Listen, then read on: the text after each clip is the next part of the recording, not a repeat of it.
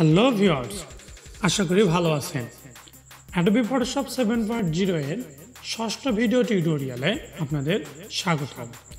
এখানে আমি আলোচনা করব ক্রপ টুলস নিয়ে এবং ক্রপ টুলসের ব্যবহার দেখানোর চেষ্টা করব।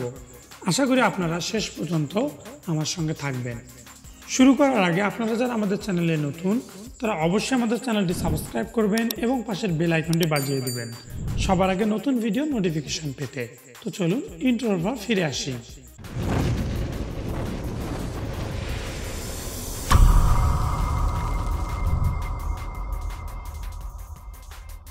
তো ভিউয়ার্স, আপনারা আপনাদের ফটোশপ 7.0 ওপেন করে নেবেন।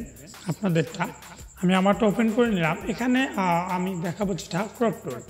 আমরা গত পর্বে দেখিয়েছি ম্যাজিক ওয়ান টুলস অ্যান্ড হচ্ছে আপনার লেচার টুলস। আজ দেখাবো আমরা ক্রপ টুলস অ্যান্ড হচ্ছে স্লাইস টুল। স্লাইস টুল নিয়ে। তো প্রথমে যদি ক্রপ টুলের কাজ আপনাদেরকে দেখাতে যাই, আপনারা একটা জিনিস লক্ষ্য করবেন, আপনাদেরকে ইতিপূর্বে বলেছিলাম যে প্রতিটা টুলসের আন্ডারে কিন্তু অপশন থাকবে। যেমন ক্রপ টুলের আন্ডারে এখানে কিন্তু কিছু অপশন রয়েছে, ঠিক আছে? তো আমরা অপশনটা দেখব। আমরা সর্বপ্রথম ক্রপ টুলের কাজ দেখানোর জন্য একটা ইমেজ নিতে হবে আমাদেরকে। আমরা একটা এখানে ইমেজ নিলাম। এই ইমেজটার মাধ্যমে আমাদের কিন্তু এখানে ক্রপ টুলের কাজ দেখতে হবে। তো ক্রপ টুলের কাজ হচ্ছে আপনার ছবিকে কেটে নেওয়া। আপনার প্রয়োজন অনুযায়ী আপনার ছবিকে আপনি কতটুকু জায়গা কেটে নেবেন, এটি হচ্ছে মূলত ক্রপ টুলের কাজ, ঠিক আছে? এতটুকুই। তো এই যে আমরা যে কাটবো ছবিটা, এটা আমাদের এখন মাপে অনেক সময় কাটতে হতে পারে। দেখা যাচ্ছে যে পাসপোর্ট সাইজে কাটবো বা হচ্ছে আপনার স্টাম্প সাইজ, কিংবা আপনাদের ইচ্ছা অনুযায়ী 3 আর 4 আপনারা যে মাপের কাটবেন, আপনাদের প্রয়োজন অনুযায়ী আপনি যে মাপের কাটবেন, আপনার প্রয়োজন অনুযায়ী আপনি যে মাপের ক্রপ করে নেবেন, ঠিক আছে? তো এই যে আমি এটা অলরেডি দাগ দিয়েছি। তো এইটা যদি আমরা এখান থেকে সরাতে চাই, তাহলে আমাদের ESC নামক যে কিটি রয়েছে এটি আমাদেরকে দিতে হবে, চাপ দিতে হবে, তাহলে এটা চলে যাবে। দেখবেন আপনারা আপনাদের কিবোর্ডে বাম সাইডের শেষের দিকে দেখবেন, ঠিক আছে? এইখানে ক্রপ টুলসের আন্ডারে এখানে কিছু অপশন রয়েছে। এখানে width and height, then resolution, ঠিক আছে? এখন যদি আমরা ধরেন যে আমরা এখানে 1 দিলাম, উইডথ দিলাম 1, হাইট দিলাম 2, অ্যান্ড রেজুলেশন ধরেন 300 দিলাম। দেওয়ার পর যদি আমরা এটা ক্রপ করি, তাহলে আপনি একটা জিনিস লক্ষ্য করবেন, যেখানে আমরা যতই কাটি না কেন এখানে 1 উইডথ অ্যান্ড হাইট 2 ইঞ্চি আকারে কিন্তু এটা হতে থাকবে। আপনি আপনার প্রয়োজন অনুযায়ী বাড়াতে পারেন, বাট এর মাপের বাইরে কিন্তু যাবে না, ঠিক আছে? জাস্ট শুধু লম্বা হবে। দেখেন লম্বাটাও কিন্তু মানে অনুযায়ী হবে না, এইরকম হবে, বুঝতে পারছেন?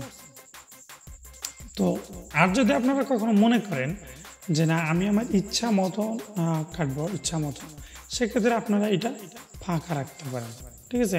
ফাঁকা রেখে কাটবেন। আপনি আপনার ইচ্ছা মতো যেদিকে যেভাবে সব আপনি সেদিকে সেইভাবে কাটতে পারবেন, ঠিক আছে?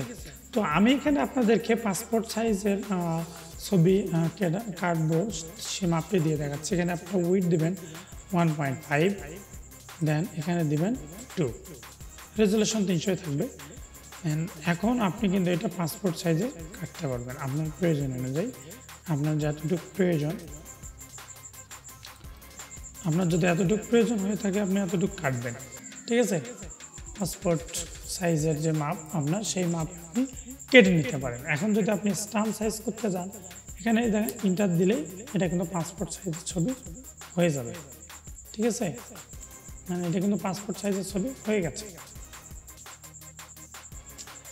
অ্যান্ড দেন আমি যদি আবার এখানে যদি স্টাম্প সাইজ করতে যাই, জাস্ট এটা এরকমই থাকবে, শুধু এইখানে 150 দিয়ে যদি আমি ইন্টার করি, এইখানে কিন্তু তখন আমাদের এটা স্টাম্প সাইজ ছবি হয়ে যাবে, ঠিক আছে? আমি যদি স্টাম্প সাইজ ছবি করে ইন্টার দিই, দেন এটা কিন্তু স্টাম্প সাইজ ছবি আমাদের হয়ে গেছে, ঠিক আছে?